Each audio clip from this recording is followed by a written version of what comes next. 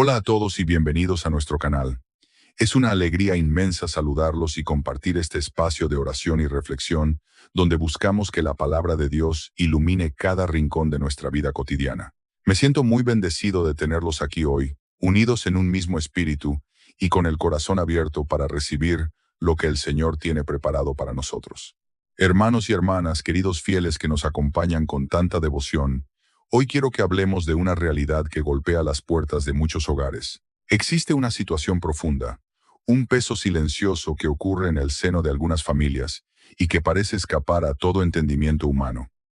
A veces buscamos respuestas en la ciencia, pero nos damos cuenta de que hay algo que ningún médico, por más preparado que esté, puede diagnosticar de manera completa. Acudimos a expertos, pero notamos que ningún psicólogo logra explicar con suficiente claridad ese vacío o esa tensión que se siente en el aire del hogar. Incluso, si buscamos en libros, veremos que ninguna teoría sociológica es capaz de capturar en toda su dimensión la complejidad de lo que sucede entre cuatro paredes. Es una carga invisible, un misterio que muchas veces se lleva en soledad y en silencio. Sin embargo, las familias que lo viven, esas personas que pasan noches en vela o días de incertidumbre, reconocen de inmediato esa sensación cuando alguien, finalmente, tiene la valentía de ponerle un nombre.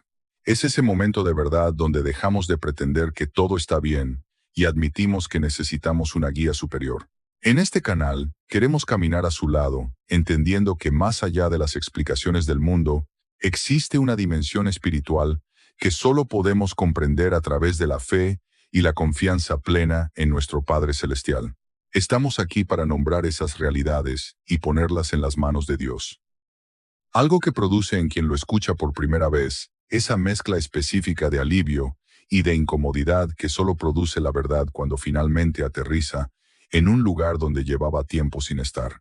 Lo que ocurre en esas familias tiene un nombre que la Sagrada Escritura usa sin eufemismos, que la teología ha desarrollado con precisión, que los santos que tuvieron el don del discernimiento espiritual reconocieron en el ministerio pastoral y que en décadas de sacerdocio he visto operar con una consistencia que ya no me sorprende. Aunque sigue perturbándome, ese nombre es maldición generacional.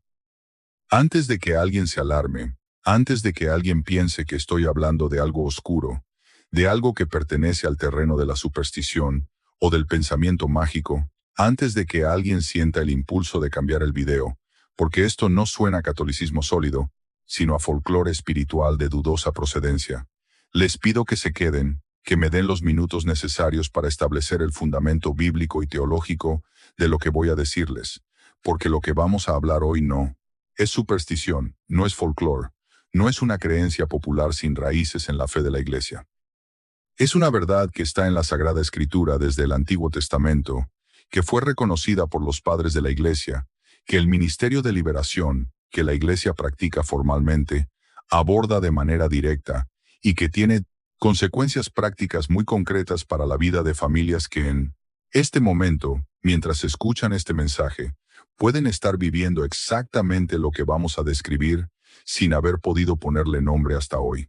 Pero antes de entrar en el corazón de este tema, permítanme contarles algo que me ocurrió en el ministerio y que ilustra con más precisión que cualquier explicación teológica abstracta lo que vamos a explorar juntos hoy. Me buscó una mujer de mediana edad, bien educada, de familia practicante, que había notado algo en su historia familiar que la perturbaba de una manera que no sabía cómo articular. Me dijo que en su familia, de generación en generación, había un patrón que nadie había podido romper. Su bisabuelo había muerto en circunstancias trágicas relacionadas con el alcohol. Su abuelo también, su padre también, y su hermano mayor, que había prometido ser diferente, que había visto lo que el alcohol había hecho a los hombres de su familia y que había jurado no repetirlo. También había caído en la misma oscuridad. Y ahora su hijo, el mayor de sus hijos varones, estaba mostrando las primeras señales del mismo camino. Me lo contó con una desesperación tranquila, esa desesperación que ya no grita porque lleva demasiado tiempo sufriendo para gastar energía en los gritos. Y me preguntó algo que he escuchado en versiones distintas muchas veces a lo largo del ministerio. Padre, ¿hay algo en nuestra familia?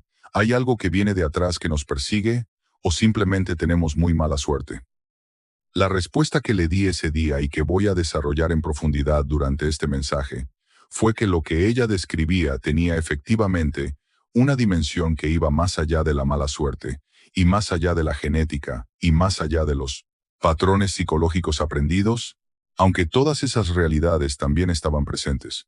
Tenía una dimensión espiritual que la fe católica nombra, que el ministerio de la Iglesia puede abordar y para la que existe una solución real, aunque no siempre rápida ni sencilla. Hermano, si este mensaje está tocando algo en su corazón, si mientras escuchan están pensando en patrones de su propia familia que se repiten de generación en generación, de maneras que no terminan de explicarse solo con factores naturales, les pido que se suscriban a este canal ahora mismo y que activen la campanita. Compartan este video con alguien que saben que lo necesita, con esa familia que lleva generaciones luchando contra algo que no tiene nombre, con esa persona que siente que hay algo en su historia que necesita ser liberado. Pueden estar siendo el instrumento de Dios para que la luz entre donde ha habido oscuridad durante demasiado tiempo. Comencemos por el fundamento bíblico, porque sin él, todo lo que siga carecería de la autoridad que este tema requiere. El texto más directo y más conocido sobre la transmisión de las consecuencias del pecado a través de las generaciones está en el libro del Éxodo, capítulo 20, versículos 4 y 5. En el contexto de los 10 mandamientos, Dios dice: no te harás ídolo ni imagen alguna de lo que hay arriba en los cielos, ni de lo que hay abajo en la tierra, ni de lo que hay en las aguas debajo de la tierra. No te postrarás ante ellos, ni les rendirás culto, porque yo, el Señor tu Dios, soy un Dios celoso, que castigo la iniquidad de los padres en los hijos, hasta la tercera y cuarta generación de los que me odian, la iniquidad de los padres en los hijos, hasta la tercera y cuarta generación. Estas palabras han sido objeto de mucho debate teológico a lo largo de los siglos. Y ese debate es legítimo y necesario para entender correctamente lo que dicen y lo que no dicen, porque lo que no dicen es igualmente importante que lo que sí dicen. Lo que no dicen es que Dios castiga a los hijos por los pecados de los padres de una manera que viola la justicia divina o la libertad humana.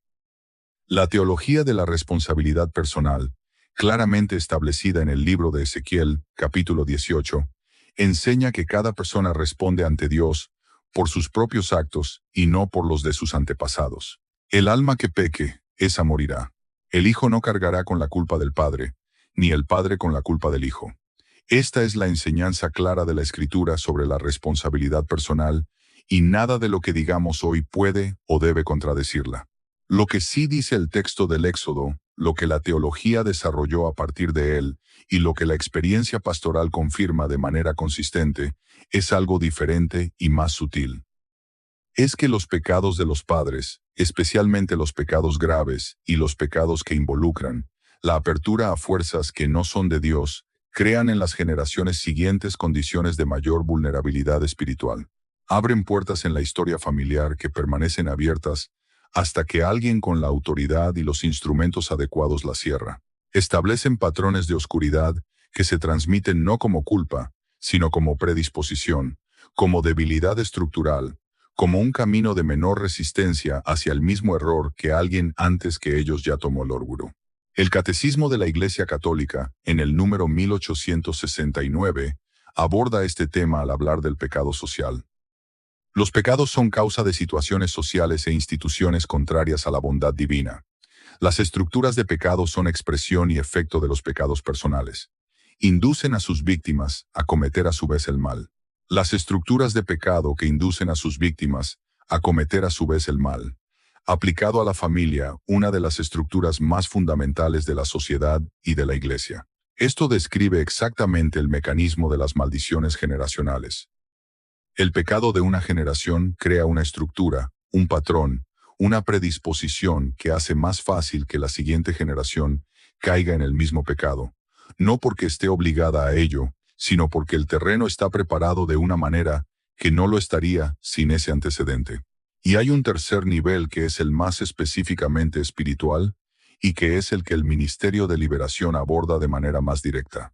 Cuando los antepasados de una familia se involucraron en prácticas que abrieron puertas al mundo de las tinieblas, la influencia que entró a través de esas puertas no desaparece automáticamente con la muerte de quien las abrió. Permanece vinculada a la línea familiar hasta que sea específicamente cortada a través de los medios que Dios ha puesto en manos de la Iglesia. Esto no es magia, es la lógica espiritual que el Nuevo Testamento documenta cuando describe cómo Jesús libera a personas de influencias que no eligieron personalmente, sino que recibieron a través de su historia. ¿Cuáles son los tipos de pecados ancestrales que con más frecuencia crean estas condiciones de vulnerabilidad generacional? La experiencia pastoral y el ministerio de liberación identifican varios con especial consistencia. El primero y el más grave es la participación en prácticas ocultistas, la brujería, el espiritismo, los pactos con entidades que no son de Dios, la hechicería, la santería, el curanderismo de tipo mágico, los amarres, los trabajos. Cuando un antepasado participó en estas prácticas, especialmente cuando lo hizo de manera habitual y sistemática, la influencia espiritual que se vinculó a esa persona puede continuar buscando acceso a los descendientes como si la muerte física no hubiera cerrado el portal que se abrió en vida. He conocido familias donde la bisabuela o la tatarabuela fue curandera o bruja en el sentido más oscuro del término, donde practicó rituales que invocaban entidades que no son de Dios, donde hizo pactos o promesas que comprometieron no solo su propia alma, sino la historia espiritual de su descendencia. Y en esas familias, generación tras generación, hay una incidencia de fenómenos que no tienen explicación natural completa, de enfermedades inexplicables, de fracasos sistemáticos, de conductas compulsivas, que del propios involucrados no pueden explicar, ni controlar de una oscuridad ambiental que todos los que visitan esa familia perciben, aunque no sepan cómo nombrarlo. El segundo tipo de pecado ancestral que crea condiciones de vulnerabilidad generacional es la participación en sectas u organizaciones que exigen juramentos de lealtad a principios contrarios a la fe cristiana. La masonería, en ciertos de sus grados y rituales, es el ejemplo más conocido y más documentado en el contexto de la pastoral católica.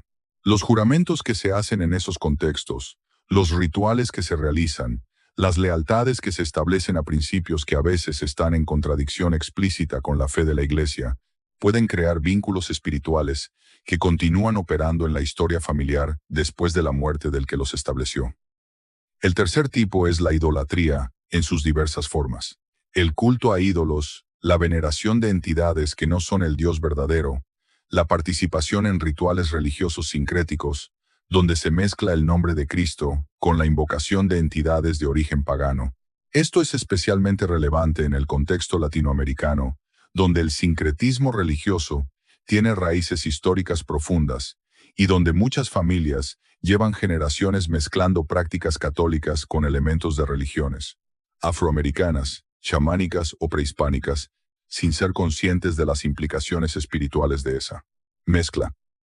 El cuarto tipo, y este es el que más sorprende a la gente cuando lo menciono, son los pecados graves, no confesados y no perdonados, que quedaron en la historia familiar como heridas abiertas. El asesinato que nadie confesó y que nunca fue expiado. El adulterio que destruyó una familia y que nadie asumió con responsabilidad. El robo grave, la injusticia cometida contra otros. El abuso de poder o de confianza.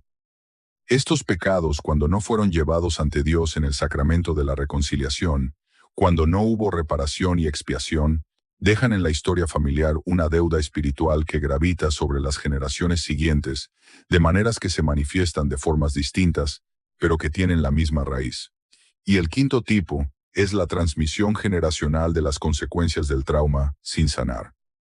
Esto tiene una dimensión psicológica que la ciencia moderna ha comenzado a documentar de manera creciente, especialmente en el campo de la epigenética, que estudia cómo las experiencias traumáticas pueden afectar la expresión de los genes y transmitirse a las generaciones siguientes de maneras medibles.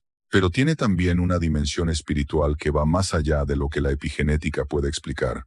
El duelo no procesado, el perdón no concedido.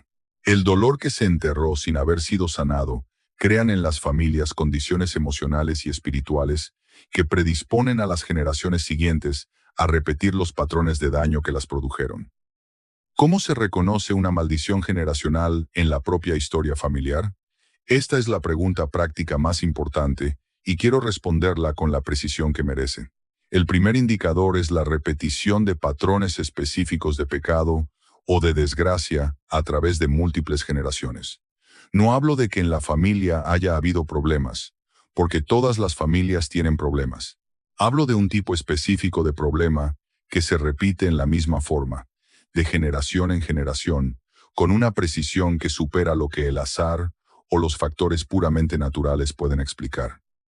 El mismo tipo de adicción, el mismo tipo de fracaso matrimonial, el mismo tipo de enfermedad en los hombres o en las mujeres de la familia, la misma forma de muerte prematura, la misma incapacidad para prosperar económicamente, a pesar de las capacidades y de los esfuerzos. El mismo tipo de ruptura de las relaciones. Cuando el patrón es específico y cuando se repite a través de 3 o 4 generaciones o más, hay motivos pastorales serios para examinar si hay una influencia espiritual ancestral operando. El segundo indicador es la presencia de fenómenos en el hogar que no tienen explicación. Natural, presencias percibidas, objetos que se mueven, ruidos inexplicables, sueños recurrentes y perturbadores de carácter específico que diferentes miembros de la familia tienen de manera independiente. Animales resoplido, domésticos que muestran conductas de terror en ciertas habitaciones o en ciertos momentos. Un ambiente en el hogar que todos los que entran describen como pesado o sofocante, sin poder explicar por qué. Estas experiencias, cuando son consistentes y cuando se dan en el contexto de una historia familiar que incluye alguno de los tipos de pecado ancestral que hemos mencionado, son señales que merecen atención pastoral. El tercer indicador es la incapacidad sistemática de ciertos miembros de la familia para mantener los compromisos espirituales. Personas que genuinamente quieren cambiar, que hacen propósitos sinceros de vida nueva, que tal vez incluso se convierten dramáticamente en algún momento, pero que con una regularidad que ellas mismas no comprenden, recaen, se alejan, no pueden sostener la vida de gracia que habían comenzado. No hablo de la debilidad humana ordinaria que todos experimentamos en la vida espiritual. Hablo de algo más específico, más sistemático, de una resistencia a la gracia que parece venir de más profundo que la simple flaqueza del carácter. El cuarto indicador es la historia familiar de involucramiento en prácticas ocultistas o sincréticas, aunque sea en generaciones pasadas. Muchas familias tienen en su historia un antepasado que fue curandero, que practicó la brujería, que fue espiritista, que pertenecía a una logia masónica, que hacía amarres o trabajos, que consultaba a médiums o adivinos de manera habitual. Ese antecedente, especialmente cuando nadie en la familia lo ha reconocido como problema y nadie ha tomado los pasos para cerrar las puertas que se abrieron, es uno de los factores más comunes que encuentro en el trasfondo de las familias que experimentan las dificultades que estamos describiendo. Y el quinto indicador es la sensación compartida por varios miembros de la familia de que hay algo que los persigue, algo que les impide avanzar, algo que aparece exactamente cuando las cosas parecen mejorar para destruir el progreso.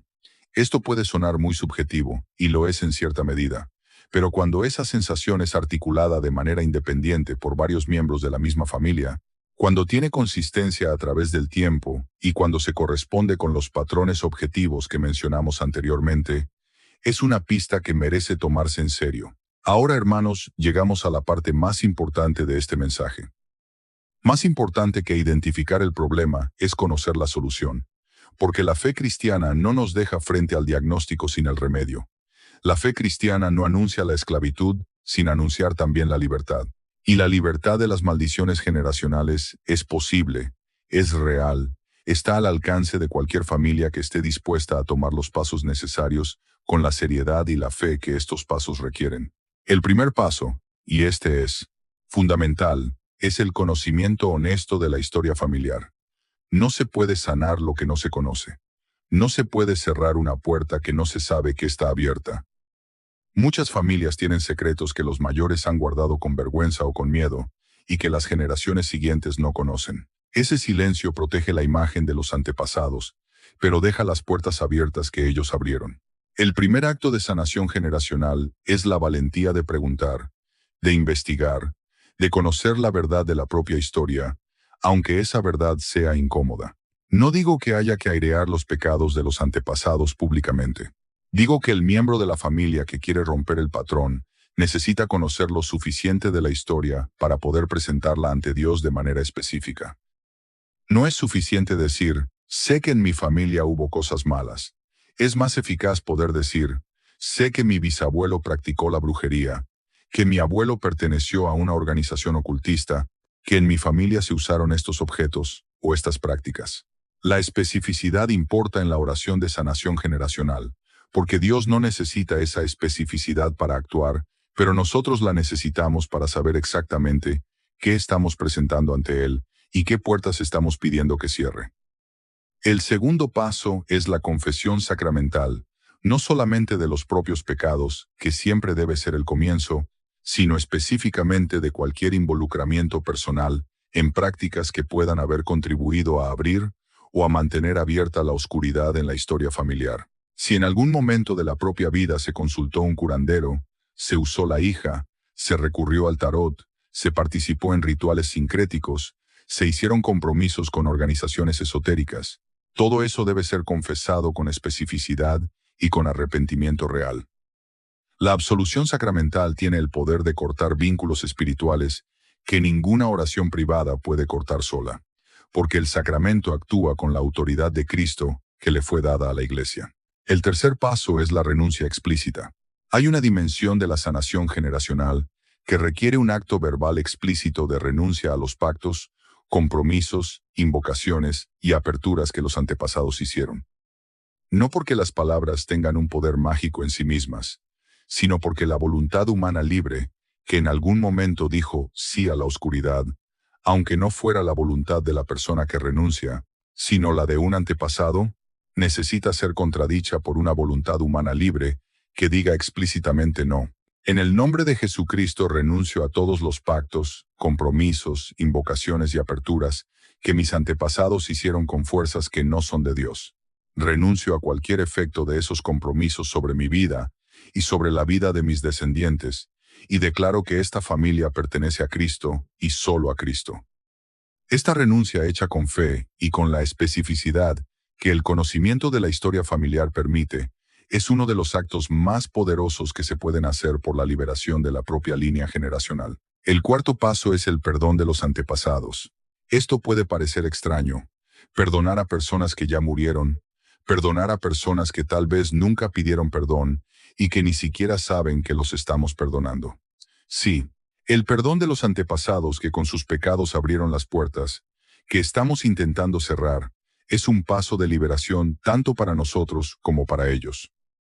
Para nosotros, porque el resentimiento hacia los antepasados, aunque sea inconsciente, crea una oscuridad interior que impide la plena sanación para ellos si están en el purgatorio, porque el amor que les damos en forma de perdón y de oración puede aliviar su situación y acelerar su purificación. El perdón de los antepasados no es un ritual mágico, es un acto del corazón que dice, reconozco el daño que los pecados de mis antepasados causaron en mi familia. No los justifico, no los minimizo, pero los perdono, los libero del resentimiento que podría guardar contra ellos y los entrego a la misericordia de Dios, que es más grande que cualquier pecado que cometieron. El quinto paso es la misa ofrecida específicamente por la sanación de la línea generacional. Este es el instrumento más poderoso que la Iglesia pone en manos de los fieles para esta situación, porque la misa es el sacrificio de Cristo hecho presente. Y ese sacrificio tiene un poder redentor que puede ser aplicado específicamente a la historia de una familia. Mandar a celebrar una misa o varias misas con la intención específica de la sanación generacional, de la propia familia, de la liberación de las consecuencias de los pecados de los antepasados, es uno de los actos más eficaces que se pueden hacer. Muchos sacerdotes formados en el Ministerio de Liberación recomiendan varias misas celebradas en sucesión por esta intención para las situaciones más arraigadas. El sexto paso para los casos más graves es buscar la ayuda de un sacerdote específicamente formado en el Ministerio de Liberación, no el exorcismo solemne, que es algo extraordinario y rarísimo, que requiere la autorización del obispo y circunstancias muy específicas, sino las oraciones de liberación que muchos sacerdotes debidamente formados pueden ofrecer y que tienen una eficacia pastoral documentada en el acompañamiento de familias con este tipo de situaciones. No hay vergüenza en buscar esa ayuda, hay sabiduría.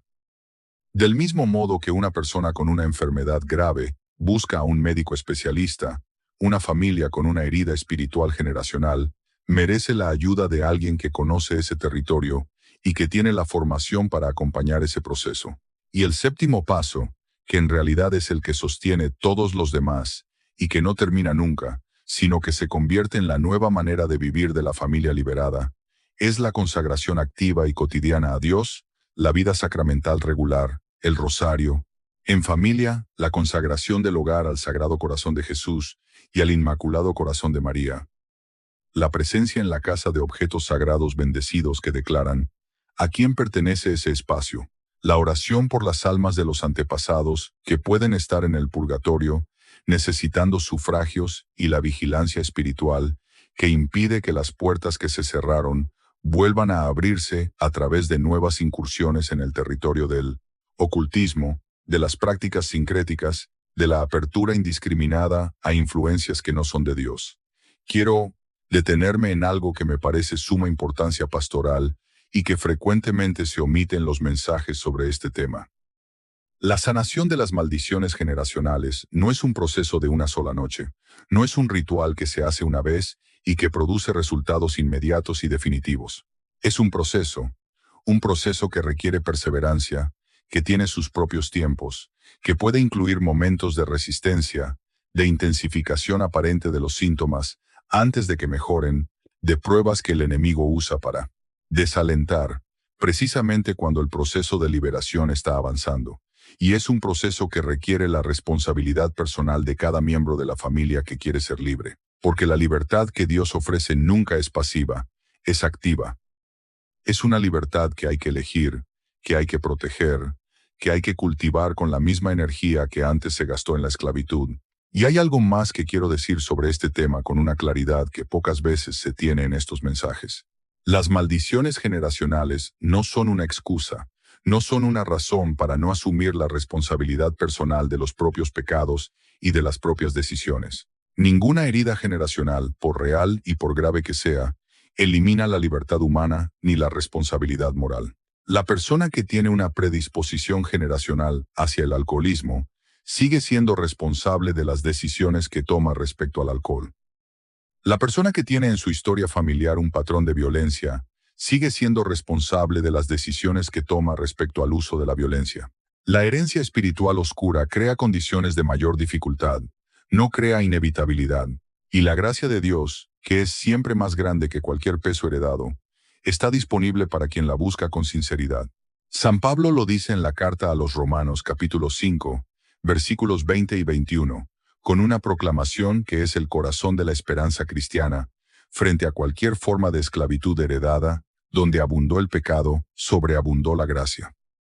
Así como el pecado reinó produciendo la muerte, así también reine la gracia mediante la justicia para la vida eterna. Por Jesucristo nuestro Señor, donde abundó el pecado, sobreabundó la gracia. No hay historia familiar tan oscura que la gracia de Cristo no pueda superar. No hay herencia espiritual tan pesada que la sangre de Cristo no pueda purificar. No hay puerta abierta por el pecado que el poder de la cruz no pueda cerrar. La abundancia del pecado ancestral no es más grande que la sobreabundancia de la gracia. Nunca, en ningún caso, sin excepción. Esa es la buena noticia, la noticia que quiero que se lleven de este mensaje más que ninguna otra. No el diagnóstico que es necesario, pero que por sí solo produce solo más angustia, sino la certeza de que el diagnóstico tiene un remedio, de que la oscuridad generacional que puede estar pesando sobre su familia tiene una solución que está al alcance de quien quiere tomarla, de que Jesucristo, que vino a proclamar la libertad a los cautivos, según las palabras del profeta Isaías, que él mismo leyó en la sinagoga de Nazaret, también proclama esa libertad para las familias cautivas por la herencia de los pecados de sus antepasados. Y esa liberación comienza hoy, comienza en el momento en que alguien en la familia dice, hasta aquí llegó este patrón, aquí se rompe, aquí comienza algo nuevo. Aquí decido que lo que venga después de mí no va a cargar lo que cargaron los que vinieron antes de mí. Aquí entrego esta historia al único que tiene el poder de redimirla completamente.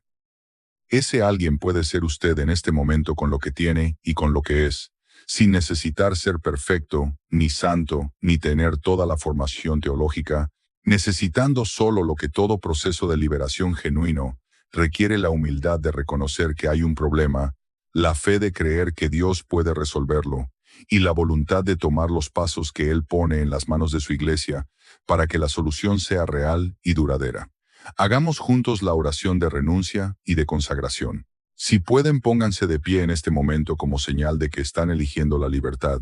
Extiendan las manos con las palmas hacia arriba, en gesto de apertura y de entrega, y repitan estas palabras. Señor Jesucristo, Hijo de Dios vivo, que en la cruz rompiste todas las cadenas, y que resucitado venciste todo poder del enemigo, me presento ante ti hoy con la historia de mi familia, con todo lo que en esa historia fue luz y todo lo que fue oscuridad, con los pecados de mis antepasados que abrieron puertas que nunca debieron abrirse, con las heridas que esos pecados dejaron en mi familia a través de las generaciones, con los patrones de oscuridad que se han repetido en nuestra historia y que han causado tanto sufrimiento. Señor, en tu nombre y con la autoridad de mi bautismo, renuncio hoy a toda influencia que haya entrado en la historia de mi familia a través de prácticas ocultistas, de idolatría, de convicción de pactos con fuerzas que no son de ti, de rituales sincréticos, de invocaciones de entidades que no son el Dios verdadero.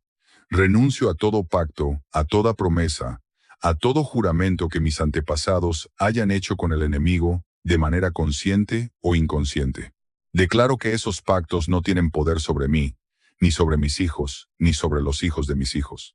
Declaro que la sangre de Cristo derramada en la cruz y presente en la Eucaristía es más poderosa que cualquier cosa que se haya hecho en la oscuridad. Perdono a mis antepasados por los daños que causaron con sus pecados.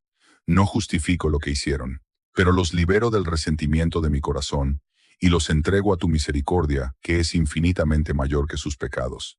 Y te pido que si están en el purgatorio, la oración que hago hoy por ellos alivie su situación y acelere su camino hacia ti. Y consagro hoy mi vida y la vida de mi familia desde hoy y para siempre a ti, Señor Jesucristo. Al Sagrado Corazón de Jesús, que quiere reinar en cada familia. Al Inmaculado Corazón de María, que aplasta la cabeza de la serpiente antigua. A San Miguel Arcángel, que pelea por los que se ponen bajo su protección. Que lo que comienza hoy en mi historia familiar sea diferente a todo lo que vino antes. Que la gracia que sobreabunda donde abundó el pecado, empiece a hacerse visible en mi familia desde este momento, y que los que vengan después de mí hereden no las cadenas que yo heredé, sino la libertad que tú ganas en mí hoy. Amén. Y yo, como sacerdote de Jesucristo, imparto sobre ustedes, sobre sus familias, sobre la historia generacional que llevan, y sobre la historia que están comenzando desde hoy, la bendición apostólica. En el nombre del Padre y del Hijo y del Espíritu Santo. Amén. Hermanos, si este mensaje iluminó algo que llevaban tiempo sin poder nombrar, sí, reconocieron en lo que describí la historia de su propia familia, actúen, no lo pospongan. Busquen a un sacerdote de confianza. Confiésense, comiencen el proceso de sanación con la seriedad que merece.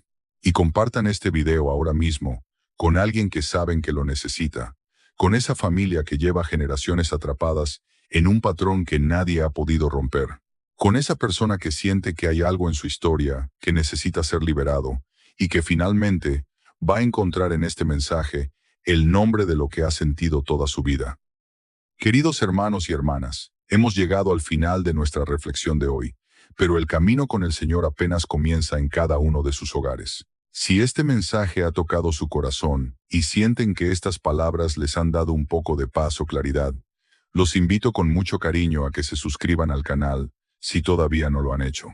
Al activar la campanita de notificaciones, se aseguran de no perderse ninguno de nuestros encuentros diarios, donde seguiremos compartiendo y trayendo la verdad de la fe, con toda la claridad y todo el amor que sus almas merecen y necesitan. Mi oración constante es que la presencia del Padre llene sus vidas de esperanza. Que Dios los bendiga grandemente en cada paso que den, que la sangre preciosa de Cristo los cubra, los proteja y guarde a cada uno de sus seres queridos en todo momento. Tengo la firme convicción de que, desde este mismo instante, la historia de su familia puede cambiar para siempre. Deseo de todo corazón que su historia sea escrita con una tinta diferente, una tinta que no se borra, la tinta de la libertad y de la redención que solo Cristo puede dar a quienes confían en Él. No olviden que cada día es una oportunidad nueva para restaurar lo que parece roto. Me despido por ahora, pero con la alegría de saberos os volveremos a encontrar muy pronto. Los espero mañana sin falta para seguir alimentando nuestra alma con la palabra. Hasta la próxima, hermanos, y que la paz de Dios permanezca siempre con ustedes.